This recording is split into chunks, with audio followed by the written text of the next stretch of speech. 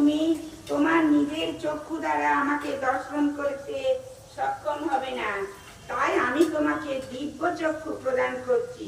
তুমি আমার অচিন্ত যোগৈশ্বর্য দর্শন করো।